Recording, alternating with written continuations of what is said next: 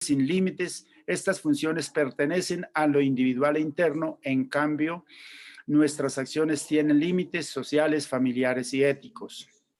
¿Qué es lo que realmente importa? Tal vez lo que importa, a ver, voy a cuadrar un poquito aquí la pantalla para que, para que me permita leer.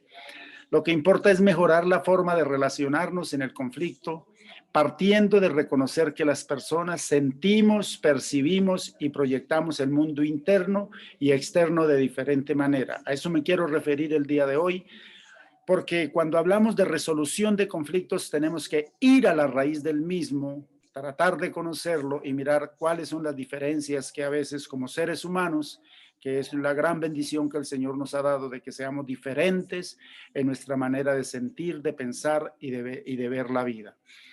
Entonces, es importante tener en cuenta esto. El conflicto se presenta cuando uno debe hacer una elección entre varias alternativas y no puede llegar a tomar una decisión. También hace referencia a la situación individual que se vive como consecuencia de la existencia simultánea de dos tendencias, objetivos o intereses que se excluyen mutuamente.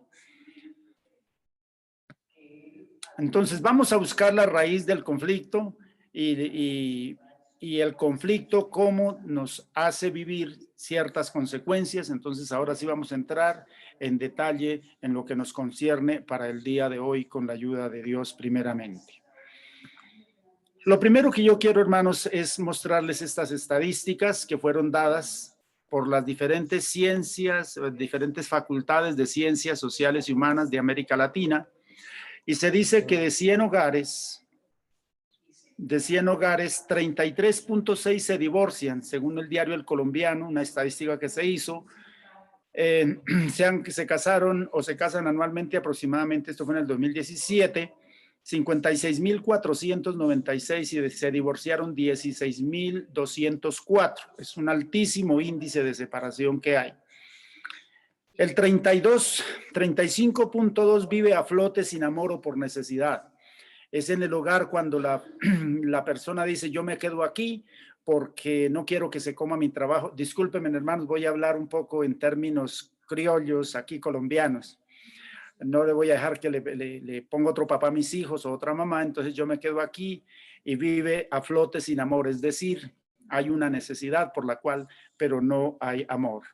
El 22.2%, uno solo ama y soporta por salvar la relación, donde hay infidelidad, donde inclusive aparecen hijos en segundas instancias, y esto hace que de alguna o de otra forma hayan heridas, haya maltrato emocional, psicológico, físico, y uno solamente ama, el otro no le interesa.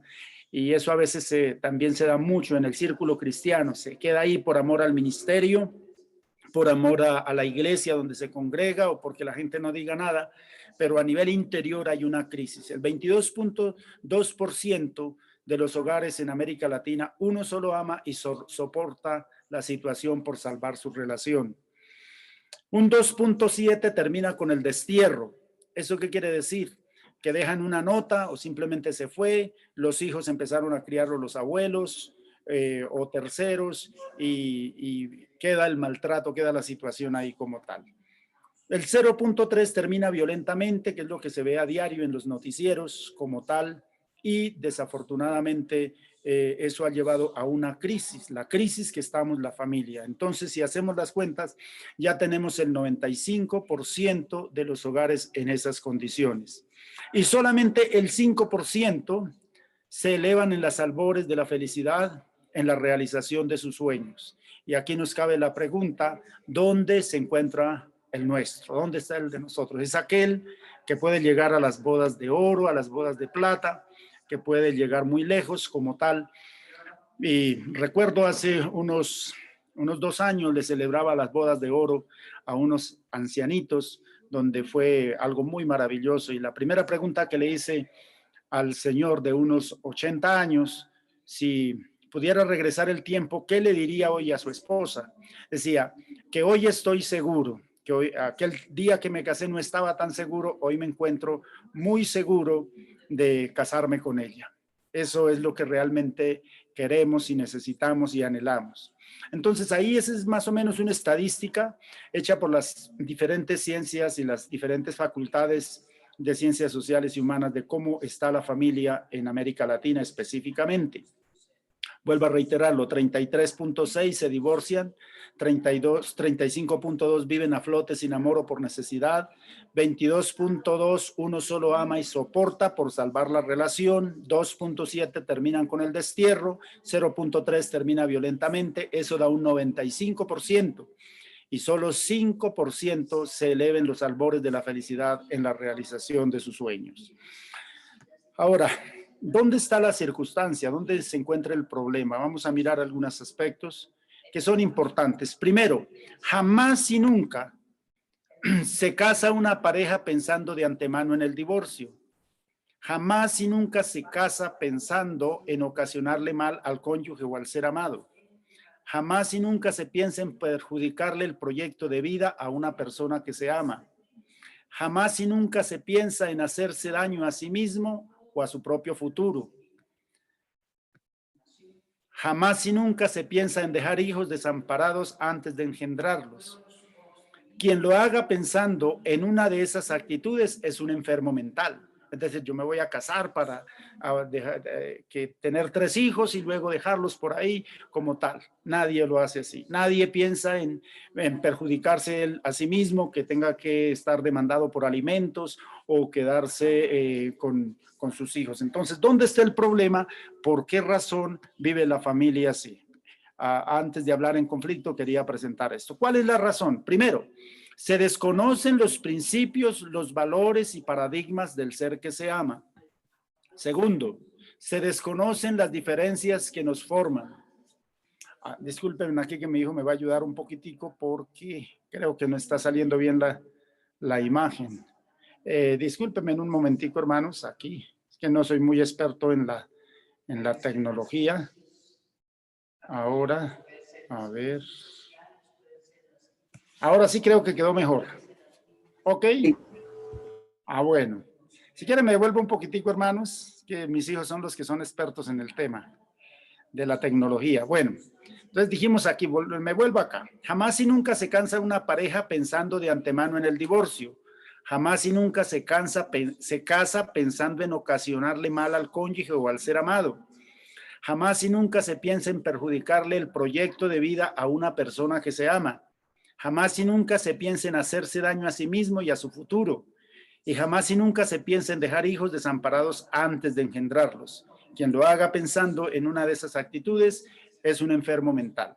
Entonces, uno cuando realiza una ceremonia matrimonial los ve todos llenos de ilusiones, con ese deseo de seguir adelante. Pero muchas de las ocasiones, a los pocos años, ya estamos llenando las estadísticas y no estamos dentro del 5%, sino dentro del 95% de alguna u otra forma. Entonces, vamos a mirar algunas razones de las que yo quiero trabajar hoy en relación al conflicto. ¿Cuál es la razón? La razón es que se desconocen los principios, los valores, paradigmas del ser que se ama.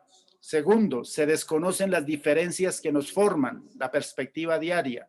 Resulta que nosotros, cada ser humano, somos diferentes. Y cuando se trata de la mujer, de la esposa, del hombre, del esposo, cada uno miramos la vida diferente. Por ejemplo, el paisaje que tenemos al fondo tiene un río, tiene una selva al otro lado y tiene a este lado hierba. Resulta que el verde que ve el hombre nunca es el verde que ve la mujer. El azul que ve el hombre nunca es el azul que ve. ¿Eso qué quiere decir? Que la vida siempre la veremos totalmente diferente. Cada uno a su manera. Si yo les hago una pregunta, ¿qué ven al fondo? O cómo cada uno de lo que ve puede sacar su propia interpretación y su propia conclusión, y esa es la que lo convence, no la que el otro como tal lo hace. Así es la vida. Cada uno tenemos una forma de ver el amanecer, cada uno tenemos una forma de ver el atardecer, cada uno tenemos una manera de direccionar los valores. Por ejemplo, el respeto, aquí en este punto número 2. El respeto lo que significa para el uno no es lo mismo lo que significa para el otro. Lo que diariamente como pastores encontramos en consejería que nos dice es que no, es que usted me falta el respeto. Y el otro dice, no, yo nunca le falto al respeto. Ah, es que usted me grita y no me respeta. Y el otro dice, no, pero yo simplemente no. Que yo me dé cuenta, yo no te falto al respeto. ¿Por qué? Porque resulta que el concepto del respeto para cada uno es diferente y aquí es donde se desconocen las diferencias que nos forman en esa perspectiva del diario vivir. Les voy a poner un ejemplo más claro. Yo les hago la pregunta, no me la respondan, pero resulta que la pregunta que les hago es, ¿a qué sabe el huevo? El huevo, nadie puede decir, a algunos les gusta, a otros no, nadie puede decir a qué sabe. Y lo pueden ustedes mañana experimentar con su cónyuge y simplemente lo hacen en el mismo, bueno, en el mismo recipiente y cuando cada uno llegue y le dice al otro, dígame a qué sabe. Y verá que es imposible, simplemente le sabe a huevo, pero nunca le podrá decir al otro a qué le sabe. Esa es una de las cosas que debemos tener en cuenta. Se piensa que el cónyuge ve y piensa lo mismo. Resulta que ahí es donde empiezan los conflictos, porque yo quiero que mi cónyuge piense como yo pienso y no. No, las cosas no son así. Cada uno tiene su propia libertad, su propia cosmovisión de la vida y entonces es donde necesitamos aprender a cómo poder manejar esta situación de conflictos. Y de acuerdo a los 3 puntos anteriores, se empiezan a establecer normas que no convienen a los dos. Aquí las cosas se hacen así y aquí las cosas se hacen de esta manera y aquí las cosas se hacen como yo digo.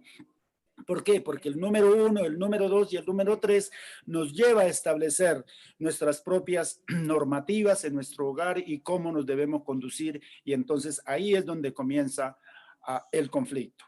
Y número 5, se dedica tiempo a lo tangible y se desconoce y se descuida lo abstracto. Lo tangible es el colegio de los niños, la casa, el auto, el ministerio, la iglesia, bueno, tantas cosas, pero descuidamos aquella manera interior de nosotros, cómo vemos la vida, cómo somos formados como personas. Y entonces eso nos empieza a generar cierto tipo de conflictos. Y debido a estas razones es que las estadísticas nos muestran que el 95% de los hogares en América Latina viven en medio de situaciones conflictivas. Ahora vamos a mirar otro aspecto que me llama la atención, ya hablando directamente en relación de la familia. Un análisis conceptual frente al divorcio. Primero, la pobreza, por pobreza, según unas estadísticas, solo el 2% se ha separado. La enfermedad, a no ser contagiosa, el 2%.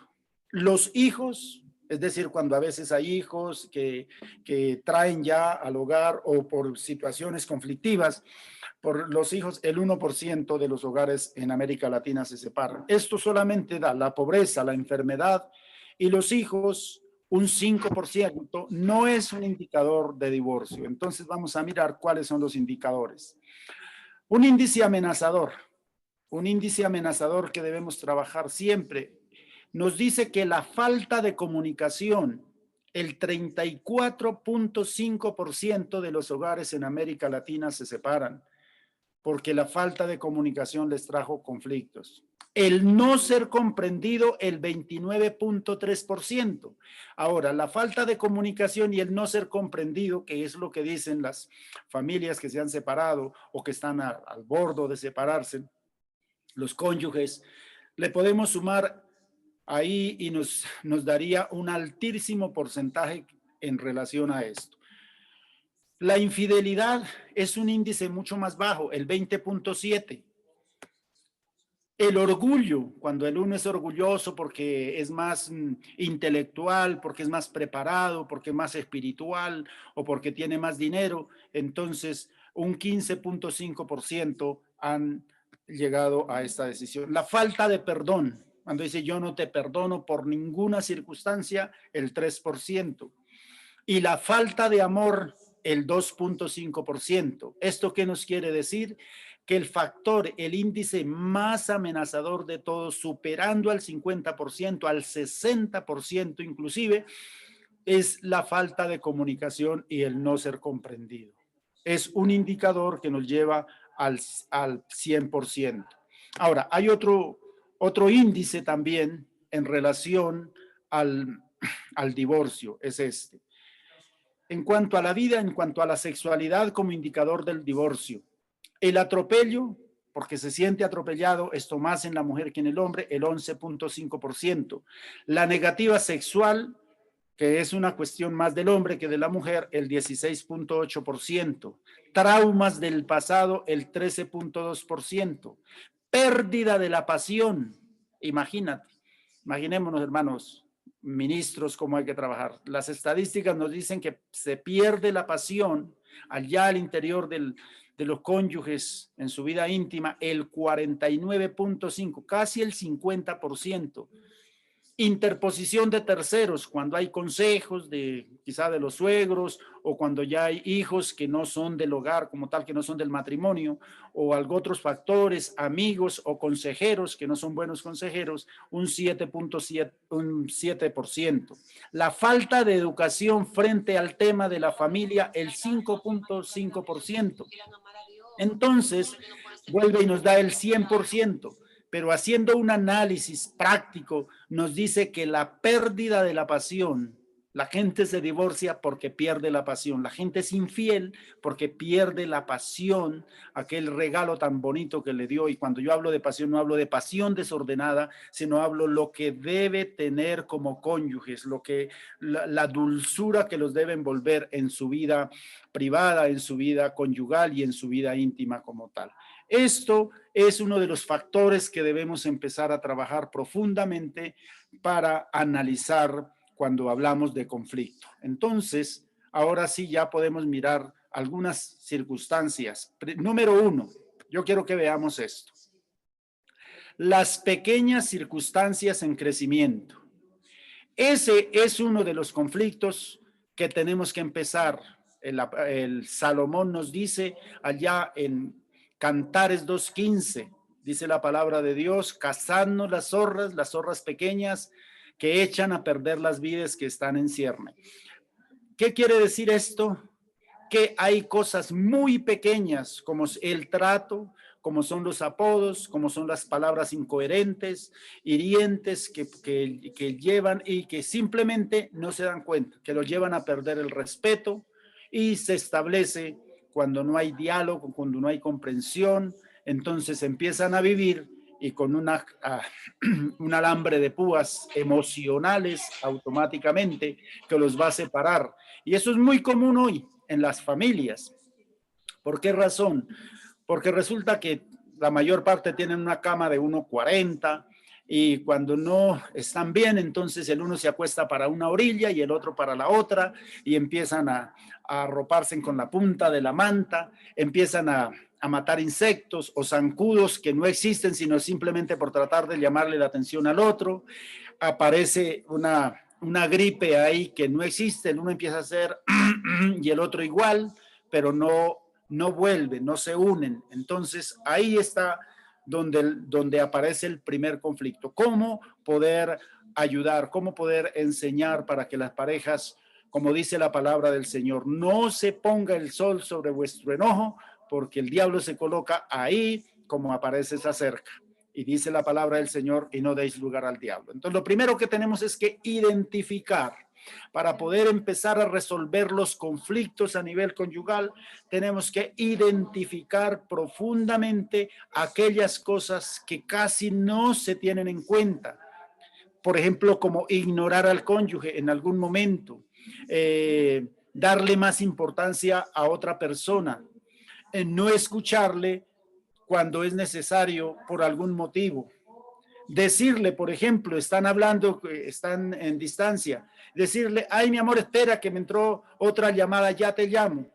Y el cónyuge se quedó esperando y no le llamó. Lo primero que hizo entender es, son más importantes los otros que para mí. Este es un punto que debemos empezar a tratar a nivel familiar y lo vamos a ver más adelante. Vamos a resolviendo el conflicto. Miremos esto que me parece muy importante.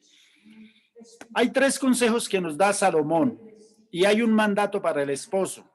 Espero que las esposas no estén escuchando mucho, pero ténganlo en cuenta. Mira lo que dice la palabra del Señor, el mandato al esposo como tal.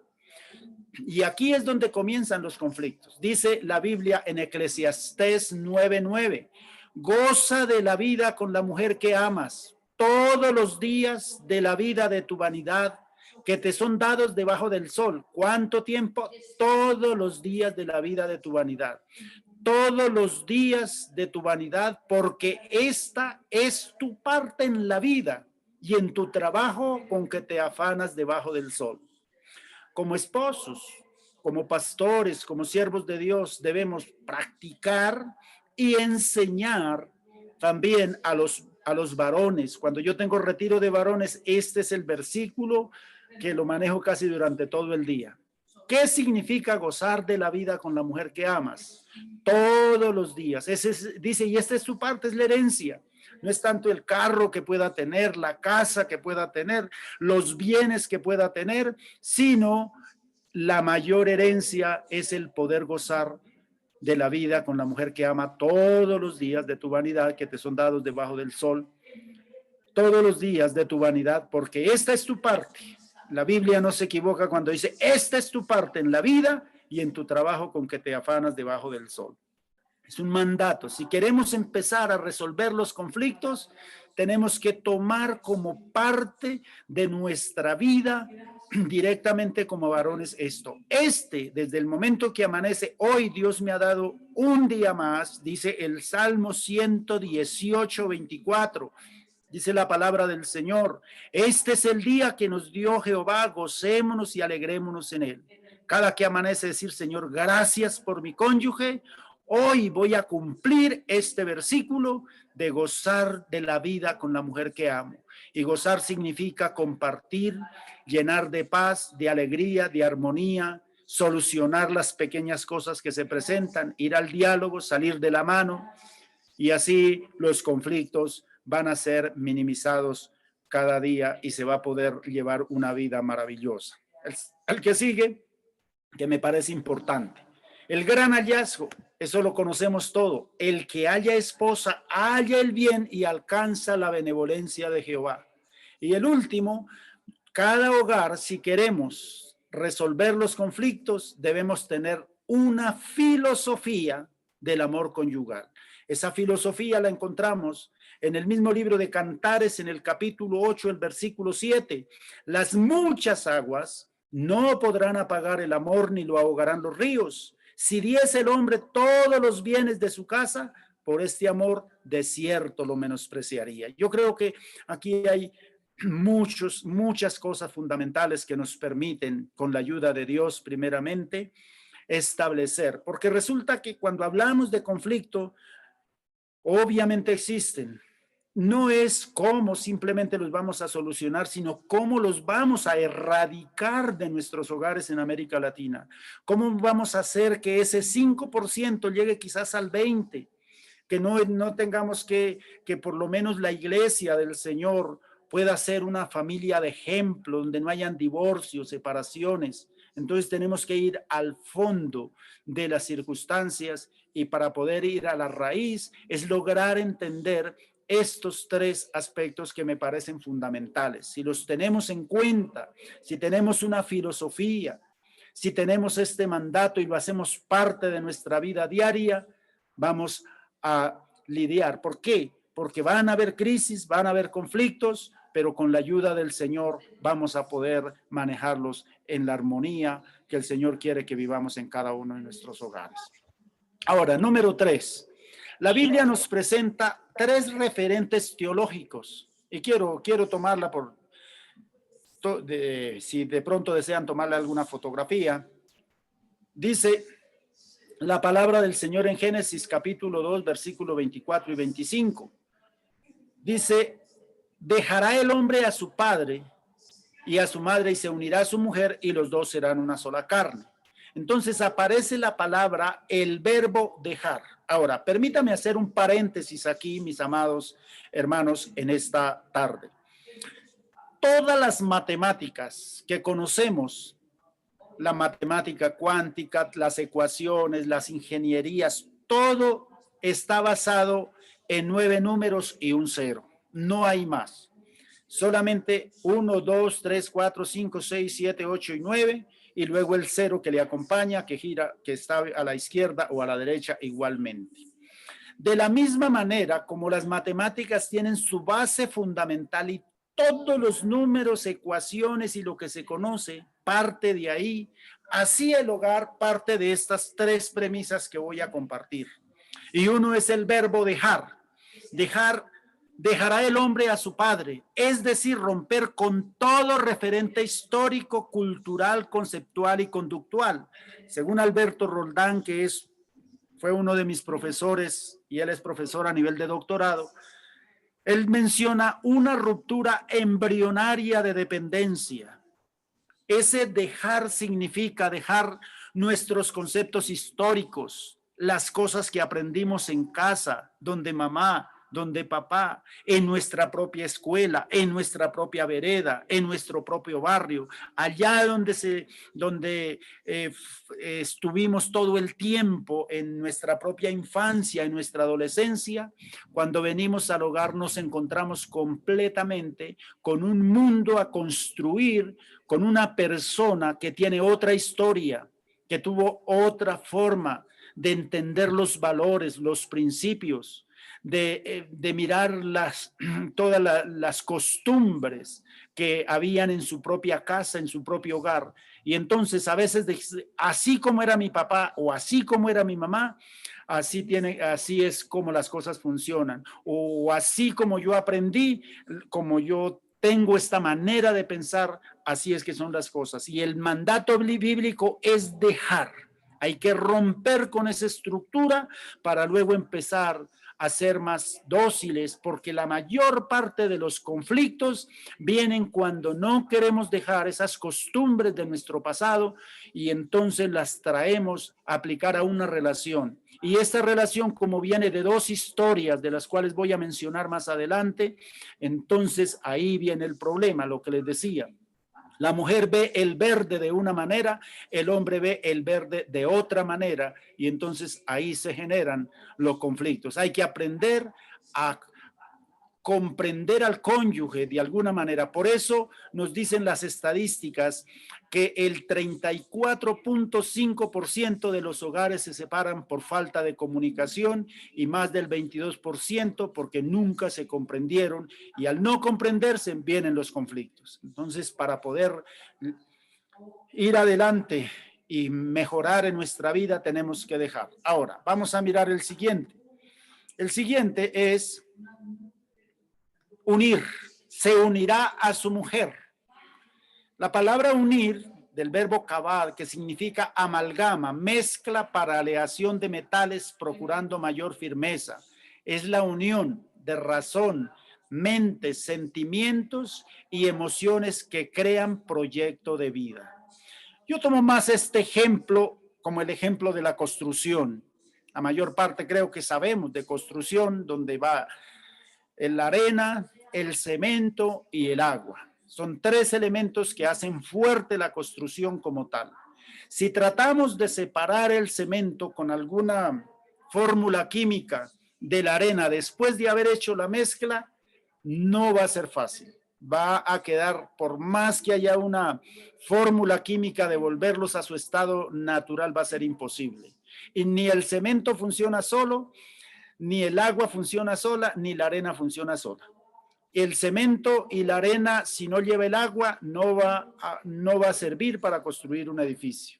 Entonces, es igual. Aquí es esta mezcla que tenemos que tener, donde unimos nuestra razón. Nuestra razón psicológicamente es el pensamiento procesado. Nuestra mente, que es la parte activa, nuestros sentimientos, nuestras emociones que crean un proyecto de vida. Entonces, unir a su mujer tiene que ver que es donde más fallamos a nivel general. Aprender a razonar en común, a pensar en común, a sentir en común y a tener nuestra propia vida emotiva en común los unos, el hombre con su cónyuge. Y cuando esto se logra, va a ser. Yo en mi tiempo que llevo como consejero es donde más he encontrado esta dificultad, porque el uno piensa a su manera, aunque yo he dicho, cuando venimos al hogar, tenemos que construir como una tercera persona en común, porque manejamos nuestra individualidad como hombres, como mujer, como seres libres, que tenemos toda la capacidad de pensar y de sentir, pero que ahora tenemos que unir de esas dos maneras de pensar, de esas dos maneras de sentir, de razonar, y esa forma de cómo nos sentimos nosotros como seres humanos, y construir un proyecto de vida, porque ahí cuando se construye esto es donde podremos trabajar los conflictos con mayor efectividad en nuestra vida matrimonial. Que Dios nos ayude. Y el verbo estar. El verbo estar dice, estaban desnudos y no se avergonzaban. Término que denota procedimiento de tiempo, contemplación de lo sagrado, lo bello, lo íntimo, lo secreto a través del conocimiento y la experiencia. Hoy por hoy, amados consiervos, amados hermanos, nos encontramos con una situación muy conflictiva. Cuando, por ejemplo, el estar desnudos es una desnudez integral, obviamente no es una desnudez física, porque pues no vamos a andar por la calle porque nos dirían que habíamos perdido la mente. Como tal, ellos andaban desnudos y dice la Biblia que no se avergonzaban, pero apliquémoslo al término de nuestro tiempo, donde esa desnudez integral, porque miren, amados hermanos, aquí es donde se genera muchísimos conflictos también. ¿Por qué? Porque el esposo tiene sus secretos, y les voy a poner un ejemplo. ¿Cuántos esposos o esposas, pueden darle todas las claves de su celular, de su correo, de sus cuentas bancarias a su esposa o a su esposo? ¿Cuántos les da miedo que se les olvidó el celular y que no le pusieron la clave? Imagínense, la persona que debe saber, y esta es una forma de protegernos y de ayudarnos frente al conflicto, es que la esposa, el esposo, sepa la clave de los correos, del cajero automático, de la tarjeta, del teléfono, absolutamente. Eso se llama desnudez integral, donde podemos contemplar absolutamente lo que el uno hace. Entonces no tendré por qué llegó tan tarde, por qué falta este dinero. No quiere decir que cada uno no pueda tener su dinero, sino que si queremos evitar dudas, crisis en todo este aspecto, es mejor. Oye, que pueda yo decirle a mi esposa, míreme a ver quién está llamando, míreme a ver cuántos WhatsApp me han enviado, y no tenga yo que esconder el celular y por ahí voltearlo, que no se den cuenta de lo que yo estoy. No, el estar desnudo es el tercer principio, donde no haya de qué avergonzarnos. Ay, que se me quedó el celular, Dios mío, que lo miren mis hijos, que lo mire mi cónyuge, que lo mire mi esposa, que lo mire mi esposo, o el hijo igualmente. Tenemos que aprender a tener confianza. Si esto lo logramos, amados hermanos, será una bendición y muchos conflictos se evitarán de antemano. Entonces, tengamos en cuenta estos tres principios. El primero, dejar. El segundo, unir. Y el tercero, estar. De esos tres principios es donde se forma y se fortalece la familia, para que pueda ser una familia sólida, madura, una familia que puede estar contentos viviendo en el tiempo y no tener ninguna duda, ninguna situación que los lleve a crisis, porque los conflictos siempre se dan cuando cada uno quiere reclamar su propio terreno, cuando cada uno quiere no ser descubierto, o cuando es descubierto, o cuando alguna circunstancia negativa se entra y se penetra al interior de la familia. Entonces es importante, mis amados hermanos, tener en cuenta esto. El elemento emocional, afectivo, era tangible. Allí ellos estaban tan felices. Y ojo, noten que el problema comenzó cuando la soledad vino, que es lo que quiero que miremos en segundo lugar. La soledad es el gran peligro, ya como numeral 4. Entonces, miremos este aspecto que me llama la atención. La frase, pero la serpiente era astuta, denota que estaba presente buscando la oportunidad para ocasionar la ruptura en la pareja. El diálogo iniciado por la serpiente, aceptado por la mujer, trajo la catástrofe a la humanidad. Pero ojo, mientras que el hombre no aparece por ningún lado, violando el propósito divino, no es bueno que esté solo. Aquí, hermanos, si queremos evitar el conflicto y solucionarlo, a mí me ha ayudado en mi tiempo de consejería, hermanos, decirles, nunca estén solos, porque podemos estar en la casa como en este tiempo de pandemia, pero estar solos. Podemos estar a kilómetros de distancia, pero estar unidos, estar en compañía. Que mi esposa sepa, cuando yo fui supervisor nacional, por la gracia de Dios, yo estaba en Chile, le decía, mi amor, estoy en tal hotel, le mandaba una fotografía donde estaba, voy en el avión, me va acompañando un señor, una señora, vamos hablando, cuando llegaba le decía, el viaje fue así, así, que no haya esa soledad. Oye, que tengamos la capacidad de decirle al cónyuge, estoy en tal parte, estoy tomándome una gaseosa, un fresco, no sé cómo le dirán en otros países. Colombia se le dice gaseosa, un fresco, un café, con un amigo, con una amiga. Sí, porque cuando esa soledad emocional aparece, viene el gran problema. ¿Y tú con quién estaba? Y lo miraron en tal parte y me mandaron una fotografía y estaba. ¿Y por qué te demoraste? No, aquí vemos que la serpiente era astuta. Y si vemos un poco el texto, esta le dedicó mucho tiempo buscando cómo encontrar a la mujer sola. Obviamente, si estaban los dos, no hubiera podido envenenar su propia mente como lo hizo en ese instante. ¿Y el qué fue lo que hizo? Dios le había dicho, no es bueno que esté solo. Entonces, ¿dónde estaba? Hay que tener nuestros trabajos, nuestro ministerio, nuestras ocupaciones, pero es necesario que estemos juntos, que estemos unidos, que estemos acompañados. Como vuelvo a decir, así sí en la distancia. Hoy que tenemos las redes sociales, que tenemos el teléfono, que tenemos todo para poder estarnos comunicando con nuestro cónyuge, con nuestros hijos, estoy en tal parte, tal vez el auto se varó, la flota se varó, el vuelo se demoró, qué sé yo, donde podamos estar todos en una conexión, porque ahí el diablo que es astuto, ese no se cansa y hay que tener cuidado.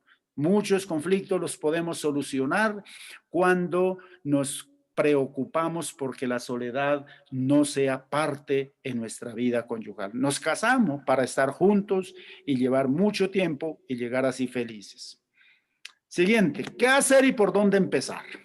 Aquí vamos a empezar a mirar algún aspecto bien importante.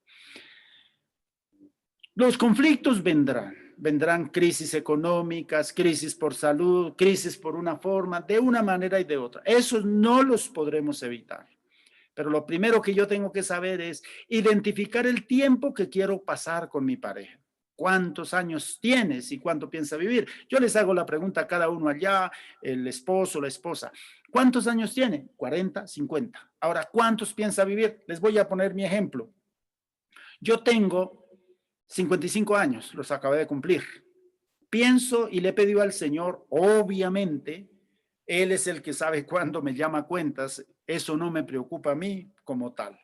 Pero sí le he pedido al Señor, me gustaría vivir 97 años. 97 años, tengo 55, me faltarían 42. Llevo 31 años de casado, entonces me faltan 42. ¿Con quién quiero vivir? Obviamente con mi esposa, con Angélica. Con ella quiero pasar toda mi vida. Y si yo llego a los 97, ella llegaría, porque ella es mayor casi 5 años de mí, llegaría a los 100 años. Yo no pienso en este momento ni en una viudez, no pienso ni en una separación, no pienso en quedarme solo, simplemente quiero, y le he dicho al Señor, sería lindo que me permitiera vivir 97 años, me faltan 42 y esos 42 voy a gozarme con la mujer que amo todos los días, que me son dados debajo del sol, lo que vimos al principio. Entonces, si queremos trabajar la parte de conflictos es ¿Qué voy a hacer con mi pareja durante 42 años más? Estoy poniendo mi propio ejemplo. Allá cada uno mire cuántos años. Pregúntele el uno al otro, oye, ¿cuántos años usted quiere vivir? ¿Cuántos años llevamos? Ojalá lleguen a 100, eso significa que nuestra autoestima está bien alta.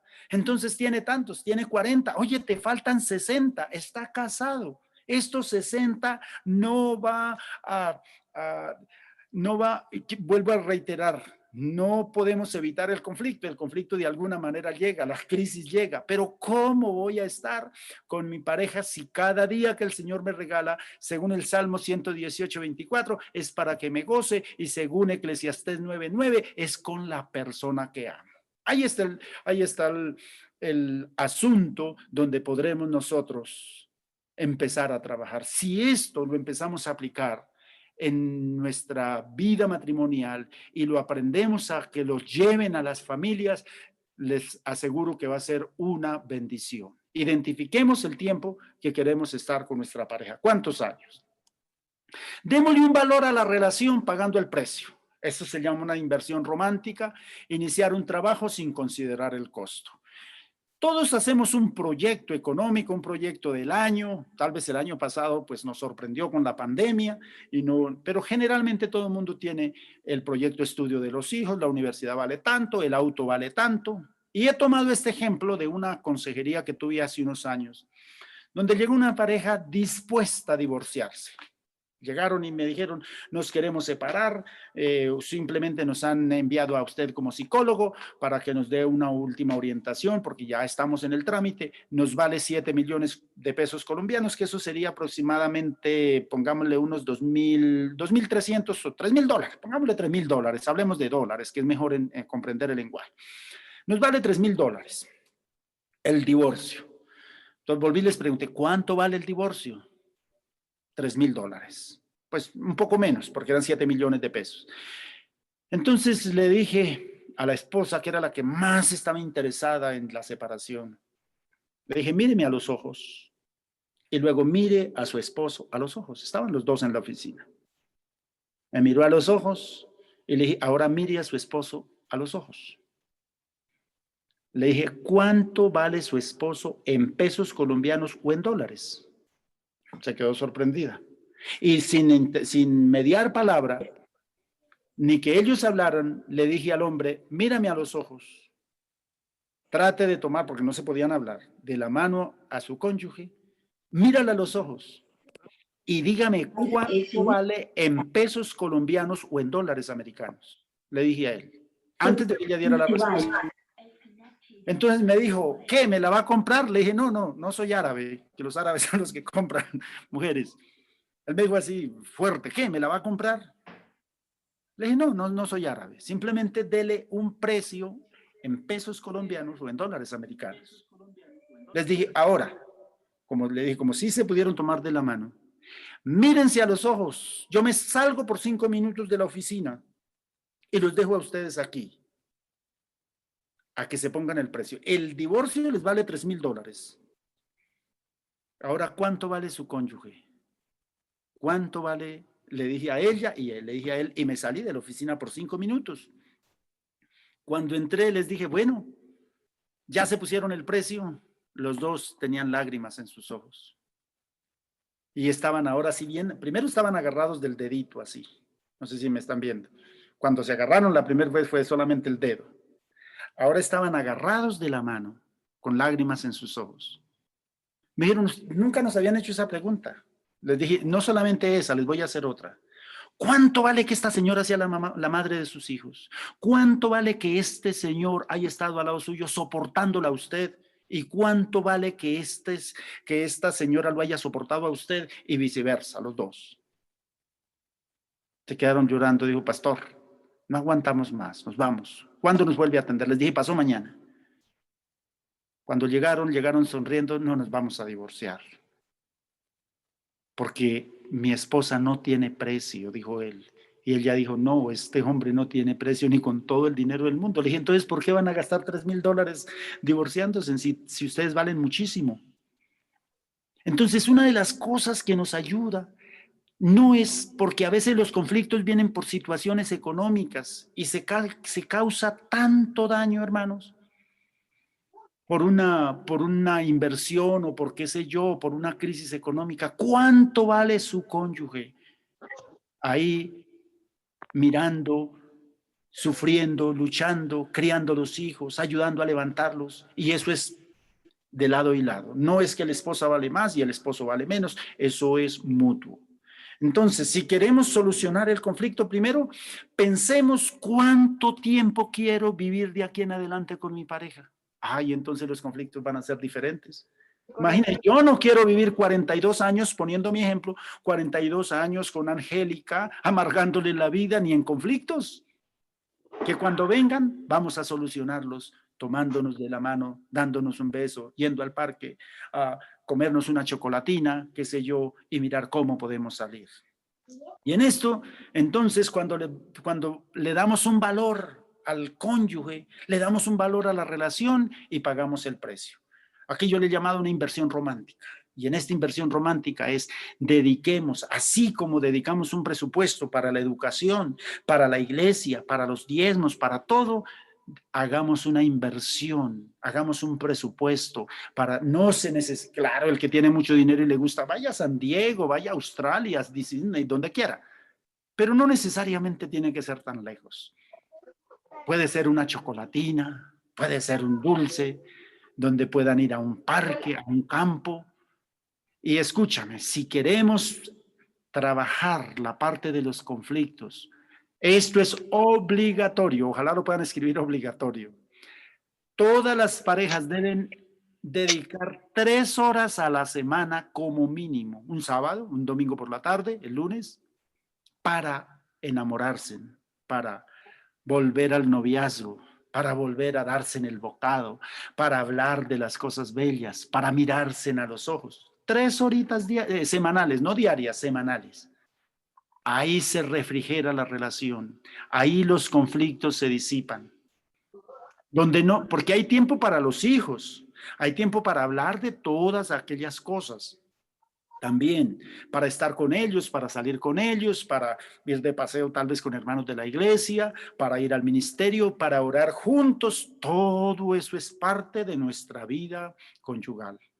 Pero a veces ni siquiera en oración, y hermanos pastores saben que hay hogares que ni siquiera poniéndolos a orar y ayunar no resuelven sus crisis. Pero si les decimos, separe $5, $10, solamente para comprar una florecita, solamente para enamorarse, solamente para hacer una inversión en un dulce, en una chocolatina, donde se la puedan comer. Aquí en Colombia, cuando yo trabajo la parte terapéutica, les digo, compres en un bombón, no sé si cómo se le dirá ya, que son esos dulces grandes con palito. Y degústenlo o cómanselo o chúpenlo, como lo quieran decir, uno y uno, uno y uno, el uno al uno y el otro al otro. Es decir, chupón y chupón, y ríanse, y todo, no sé si me están viendo en la pantalla, y tóquense de la mano aquí, háganse esto. Esas 3 horas son sumamente importantes. Ojalá si lo pueden hacer como parte de su vida y en la enseñanza que puedan compartir en su iglesia, va a ser una bendición, porque aquí se descarga toda una situación emocional. Quiero darles algo que me ha servido a mí en la parte terapéutica. En todas partes se consigue esa goma. He tenido que cuando la situación de conflicto que no se pueden hablar, no sé si amados pastores han encontrado personas que no se pueden hablar, esposos que no se pueden hablar. Entonces, ¿qué les pongo? Hay 2 ejercicios. Uno es comprar esa goma y los pongo sin palabras a que lo coloquen en la frente de los dos y se hagan un tremendo masaje ahí, ya sea en la cama, ya sea en la sala, donde quieran. En la oficina, háganse un masaje con esa gomita que es una goma terapéutica, que se la venden en todas partes. Número 1. Número 2, consigan, porque hay cosas que se resuelven sin palabras. Cuando no se puede hablar, hay que buscar otros medios. Y lo otro que les digo es, esas burbujitas que compramos los niños, que compran los niños o que le compramos a los niños para hacer bombitas de jabón, burbujitas, te los pongo a jugar. Muchas veces cuando no se pueden hablar, ¿Qué hago? Y les digo, bueno, ¿quiere que los ayude? Si quiere que los ayude, van a hacer lo que yo les digo a las parejas cuando están en esa crisis. Los dejo en la oficina, a cada uno le doy bueno, no sé cómo le dirán en otros países, aquí le dicen burbujas de jabón. Tómela y comience a lanzársela a la nariz, a la oreja, hasta que se canse. Entonces resulta que cuando empiezan a respirar, toda la tensión empieza. Generalmente no me ha fallado, gracias al Señor, porque la gente termina jugando, bueno, los esposos terminan en un ambiente completamente diferente. Entonces, eso es parte de la inversión romántica, cosas que lo lleve al juego, a esa unión emocional. Bueno, vamos a continuar. Iniciar un trabajo sin considerar el costo. ¿Cuánto vale eso? No lo sabemos. Y busca el camino correcto y ubica los roles en el lugar correcto. El camino correcto es entender la oración, la búsqueda de Dios, pero también ubicar los roles que cada uno. Porque les voy a poner un ejemplo. Una ocasión había una familia que tenía una crisis la impresionante. El uno era policía, ella era policía, y él era capitán del ejército hace muchos años. Y vinieron porque resulta que tenían una hija de 11 años y la esposa, que era policía, pues con el pito paraba carros, lo que fuera, bueno, tenía toda la autoridad, pero la niña le ganaba en la casa. Entonces quería hacer lo mismo y la niña era la consentida del papá y por eso crearon una cantidad de conflictos. Le dije, es que cuando llegas a la casa ya no eres policía, eres una mamá. Tiene que cambiar inmediatamente los roles. A veces nosotros queremos tener el rol de pastor, de líder en la iglesia y lo queremos traer a la casa. Y a veces nos creemos tan espirituales, hermanos, que lo que hacemos es hacerle daño a nuestros hijos y hacerle daño a nuestro cónyuge. Por eso tenemos que aprender. No es que en el púlpito soy santo y al otro lado me voy a descarriar, no. Pero yo debo comprender, debo ser esa persona humana. Recordemos las palabras de Jesús a Pedro. Cuando Pedro estaba mal allí en la playa, el Señor no le dijo, oye Pedro, tú eres esa persona fuerte. Le dijo, Simón, hijo de Jonás. Le dijo, te voy a recordar por tu nombre y te voy a recordar que tienes un papá, que es un ser humano, que eres frágil. Y las 3 veces lo llamó Simón, hijo de Jonás. No lo llamó Pedro. ¿Por qué razón? Ya en la gran comisión, porque Pedro estaba avergonzado de haber negado al Señor. Bueno, siguiente. Este es un aspecto que debemos tener muy en cuenta. El amar es una actividad, no un sentimiento, no un afecto pasivo, es un actuar continuado. Ahora, el amor no es un verbo, es como un sustantivo, es algo tácito. El amar sí es un verbo, porque es una actividad. No es un sentimiento, ay, usted sabe que yo te amo. No, es una expresión diaria de vida. Hay esposos que son llenos de amor, pero que les queda difícil amar. Hay esposas igual. Y aquí es cuando llega el conflicto, no se sabe qué hacer. Entonces debemos tener en cuenta que el amar es una actividad, no es simplemente un sentimiento. El amor como tal, si no lo cultivamos con el amar, se puede apagar y se puede terminar. Porque no es un afecto pasivo, es un actuar continuado. No es un instante de éxtasis, es el proceso de compartir, de crear algo en común. Es ser y saber hacer con el otro ser, posibilitándole mayor plenitud de su vida. Cada cónyuge, oye, yo quiero que yo soy y sé hacer con mi cónyuge algo para que esta persona crezca, que tenga una mejor plenitud de vida, que hoy mi tarea sea alegrarle, que hoy mi tarea sea hacerle sentir bien, sea hacerle sentir realizado en su propia vida. Cuando eso viene, no importa la crisis, los conflictos que vengan, vamos a sobrellevar las cosas con la ayuda de Dios. El amor ágape. Yo quiero que miremos esto. Si estas cosas faltan en nuestros hogares, voy a pasarla toda. Si alguien quiere copiar o si alguien quiere tomar una fotografía. Permite que el otro surja. Esa es un parte de nuestra norma de vida. Si queremos solucionar y resolver conflictos, tenemos que trabajar esto como parte, el amor ágape como parte fundamental. Entonces, ¿qué hace? Primero, permite que el otro surja. Permítame poner un ejemplo. Cuando nosotros con mi esposa nos casamos hace 9 de diciembre del 89, ya 31 años, poco más, jóvenes campesinos, los dos. Mi esposa solo había cursado segundo de primaria y yo solo había cursado quinto de primaria.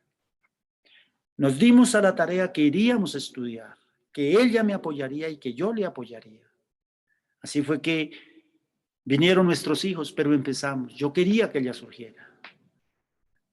Logró estudiar su secundaria, su escuela secundaria o bachillerato, se le dice en Colombia. Logró hacer su licenciatura en teología. Logró escalar en la vida, ser una predicadora, una bendición, porque yo quería que ella surgiera. Ella me apoyó para que yo terminara la primaria, porque solo tenía quinto de primaria, terminara la secundaria. Luego empecé a estudiar locución de radio, porque quería. Ella me apoyó para que empezara a estudiar psicología, con mucho esfuerzo, con todo el apoyo que me dio, logré estudiar psicología caminando en moto más o menos 6 horas todos los sábados. Pero lo primero que ella me decía era: ánimo, siga adelante. Aunque ella no me acompañaba, pero me daba el ánimo para que yo, en el pueblo donde yo estaba, para llegar a la universidad, que era en otra ciudad, en otro departamento o en otro estado, donde estaba la universidad, yo gastaba 6 horas en motocicleta. Así que por mí me hubiera desanimado, pero ella me decía: es tu sueño, yo te preparo el desayuno, ponía hasta arepas, huevos ahí para que comiera por el camino. Y yo eso me motivaba, porque yo en el camino decía: yo no puedo defraudar a mi esposa, porque ella quiere verme convertido en un psicólogo. Así que fueron años de lluvia, de caminar, de andar en moto, de aprenderme cada curva, hasta llegar a la universidad, pero lo logré. Luego Dios me permite, le digo a mi esposa: bueno, ya me logré graduar, ahora tienes que terminar tu carrera en teología. Hice mi licenciatura en teología también. Y luego me motivó para que pudiera terminar la maestría como magíster. Entonces esa es la bendición, permitir que el otro surja. Ahí los conflictos se empiezan a resolver porque empezamos a valorar al cónyuge. Segundo, crea espacios de convivencia. Voy a ir rápido porque se fue el tiempo. Respeta el espacio, la individualidad, la independencia. Motiva en que encuentre logros y celebra las victorias. No hay nada más hermoso que celebrar las victorias del cónyuge. Oye, que así sea, qué rico le quedó ese arroz, qué bien predicaste. Eso es maravilloso. Sacrifica hasta su vida por ayudar al otro. Cumple con su deber sin exigir su derecho. ¿Sabe dónde es donde más se radican los conflictos? Donde más aparecen los conflictos es cuando exigimos nuestro derecho sin cumplir nuestro deber. Aquí hay que invertirlo. Hay que cumplir con mi deber sin exigir mi derecho. Cuando la esposa cumple con su deber sin exigir su derecho y el esposo cumple su deber sin exigir sus derechos, pues las cosas van a mejorar. En cada amanecer crece el amor y la admiración, hermosea la belleza y hace que se disipen las debilidades, los errores, convirtiéndolos en fortalezas. Ayuda a que el otro crezca más en su individualidad y personalidad de género. Concluyo esta partecita diciendo: yo quiero que mi esposa cada día sea más mujer, más femenina. Eso la hace más linda y me hace sentir a mí más realizado. Yo no quiero que ella sea como yo, como Efraín. Yo quiero que ella siga siendo angélica, independiente, individual, que sea mujer, que sea femenina, y ella que pueda entender que yo soy masculino, que soy hombre, que soy Efraín, porque los conflictos vienen cuando el uno quiere absorber al otro, que piense, que haga. Entonces aquí es donde debemos, con la ayuda del Señor, trabajar esto. Y el amor es como el pegamento sólido que mantiene las relaciones unidas. El amor por pareja te hace aceptarlo por su pareja, te hace aceptarlo tal cual es, con sus defectos y virtudes. Te hace desear para él lo mismo que deseara para ti, sin absorberlo, dejándolo ser feliz y exitoso. Le hace saber que te importa y que desea su bienestar. Nos hace capaz de ceder y lograr un punto intermedio donde ambos nos sentimos cómodos. Este sentimiento tan inexplicable con palabras es importante en toda relación humana. Y concluyo con esta. Cumple las tareas. Estas son obligatorias. Dedica tiempo a tu cónyuge solo para retornar al noviazgo. Entonces, 3 horas a la semana, dedica tiempo a tu cónyuge. Enamóranse de nuevo. Elimine las pequeñas zorras que ya las mencionamos. Piensa y escribe cuántos años desea vivir con tu cónyuge y cómo. Vuelvo a reiterar, ya creo que cada uno escribió allí en su cuaderno de apuntes. En el caso mío tengo 55, le pido al Señor que me conceda 97, me faltan 42 para vivir con mi cónyuge. ¿Cómo voy a vivir? ¿Le voy a amargar la vida o simplemente voy a tratar de que sea feliz? Porque si ella es feliz, yo soy feliz también. Y elimina las incomodidades identificadas. Bueno, esta es la última. Conozcámonos como cónyuges y aquí termino, hermanos, porque el tiempo se nos ha ido. ¿Cómo conocer a nuestro cónyuge? Primero, el corazón azul es el del hombre y el fucsia de la mujer. El hombre tiene sueños, ideales, ilusiones, debilidades, ternura, valores, conducta innata. La mujer que tiene igual sueños, ideales, ilusiones, debilidades, ternura, valores y una conducta innata. Pero de por medio, ¿qué hay? De por medio hay una historia, hay factores externos de crianza, hay valores adquiridos, los que se adquirieron en la niñez. Hay unos valores culturales con los cuales tenemos que luchar. Hay unos paradigmas conductuales, son nuestras propias costumbres que traemos de nuestra casa. Y eso hace una personalidad. Ahora, esta personalidad es donde a veces no encontramos el monstruo y decimos, uy, pero cuando yo te conocí no era así. Pero era que eso venía, va ahí por dentro. Entonces de eso tenemos que tener una integración de saberes, establecer nuestros propios sentimientos y nuestra red de valores. Cuando miras a tu cónyuge a los ojos, miras una historia, mira todo cómo fue criada esa persona, mira todos esos valores que se adquirieron antes de que se conocieran y aún después de eso. Esos mismos valores culturales, el uno era de una región y el otro de otra. Yo he encontrado aquí, Colombia es muy multicultural, y encuentro personas que son por allá de la costa atlántica, con gente que es de aquí del interior del país, con unos conceptos culturales y unos valores muy diferentes en los unos de los otros. Y eso hace que se establezcan esas conductas. Ahora se unen en matrimonio y constituyen una personalidad. Y ahí es donde aparece el monstruo. ¿Quién con quién me casé? ¿Qué fue lo que pasó? Vienen los conflictos. Si Dios permite que cada día nos conozcamos mejor, la comunicación fluirá. Pasaremos de ese índice tan bajo del 5% a un 20%.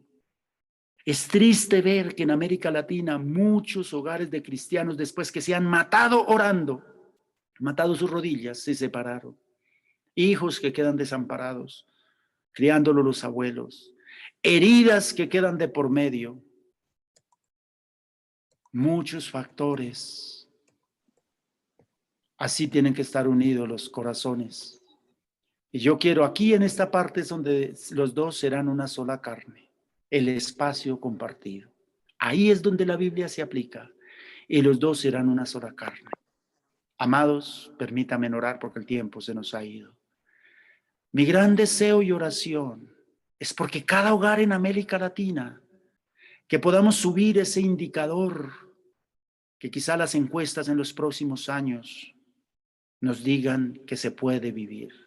Yo les digo, se puede vivir en medio de una sociedad desquebrajada, en una sociedad destruida, donde los valores se han terminado. La iglesia es la respuesta porque Cristo quiere morar en el corazón. Y Él quiere ocupar ese espacio compartido.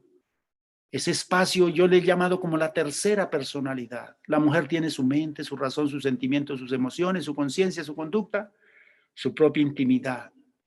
Y ella va a su sentido de valor por lo que le da seguridad. Por el contrario, el hombre igual, pero lo que le da significación. Así que pidámosle al Espíritu Santo de Dios que llene cada corazón y cada vida.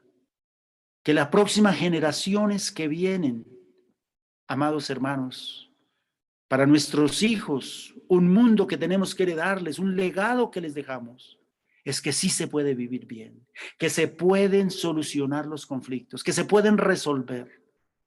Dios no nos unió para andar en conflictos, pero siempre aparecen. ¿Cómo lo resolvemos? Con una vida llena de comprensión, aprendiendo a respetar los espacios, la individualidad, donde cada uno nos sintamos que somos y que nos pertenecemos con la ayuda del Señor. Amados, espero haber podido, discúlpeme en el tiempo, pero espero poder compartir algo que nos ayude. Trataré a hermano Pastor Miguel de enviarle la diapositiva para si la puede compartir o si alguien pudo tomar nota. Yo, mi gran anhelo, hermanos, es mirar que en la iglesia del Señor sufrimos tanto, tenemos tanta crisis, esposas, esposos, pastores que aún pasamos saliva en el púlpito. Cuando Dios me permitió ser supervisor nacional por 10 años de la iglesia, yo encontré mucha crisis, muchos hombres y mujeres heridos. Pero Dios es el que tiene el bálsamo que restaña heridas. Jeremías 30:17 dice, porque yo haré venir sanidad sobre ti y sanaré tus heridas, porque te han llamado. Esta es Sión de la que nadie se acuerda. Permítame orar, hermanos. Querido Dios y Padre que estás en los cielos, con todo mi corazón quiero orar en esta hora por la familia de América Latina, Señor. Me da tristeza cuando el índice de aquellas expectativas cuando cada uno se casó era poder vivir bien, pero hoy solo el 5% pueden llegar a las bodas de plata, a las bodas de oro, amándose. Dios, cuando se han desquebrajado los valores en todos nuestros países, cuando la familia ya no es importante para la sociedad, como iglesia tenemos que ser sal y luz en esta tierra. Concédenos, Señor, ser instrumentos. Primero sana nuestros hogares, Dios mío, y ayúdanos a tener unos preceptos claros, Señor, que nos indiquen cómo vivir con transparencia, sin ningún esfuerzo, Señor, donde tengamos que simular una cosa quizás en la sociedad o en la iglesia o en la congregación y en la familia ser otros, en allá al interior del hogar ser otros. Ayúdanos, Señor, a encender ese fuego de hogar, Dios mío, ya que hogar viene de la palabra hoguera, donde debe permanecer prendido continuamente, pero no en pleitos ni en contiendas, sino en el amor tuyo, Señor. Padre, yo bendigo la familia de cada pastor, de cada pastora, Señor, y pido, Dios, que nos ayude, Señor, primero a trabajar en nuestros propios conflictos y ayudarnos ya a construir una vida, Señor, llena de amor. Ayúdanos, Padre, para que cada hijo pueda ver en sus padres el reflejo de Cristo, que se puedan levantar bajo esa mirada cariñosa y paternal donde Cristo reina. Ayúdanos, Señor, a ser consejeros, confidentes para ellos y buenos instructores, y también para nuestras congregaciones, donde hay tanta crisis, Señor, a nivel de nuestras iglesias, Padre, para que así podamos llevar una respuesta al mundo y podamos evangelizar aún, Señor, usando el tema de la familia. Padre, muchas gracias te doy en el nombre de Jesús. Amén y amén. Gracias, mi amado pastor Miguel Marte. Gracias por la invitación. Disculpen, hermanos, si